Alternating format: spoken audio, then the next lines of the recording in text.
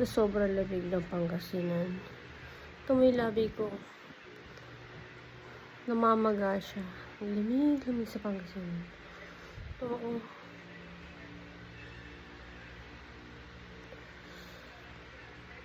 Namamalat siya, nagdadry, tapos namamaga. So, lalagyan natin siya ng petroleum jelly. Ayan. So, ano na to, 2 days na, kahapon siya kanina.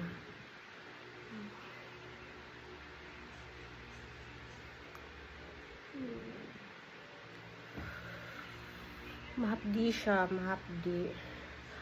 At saka namamaga, nag-dry.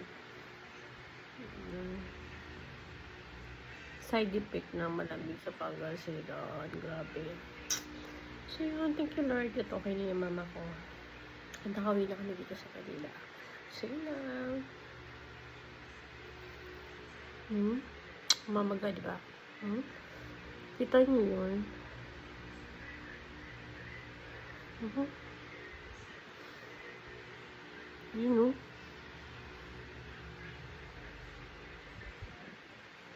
Yun, grabe. Grabe siya napagasa. Sobrang lamig.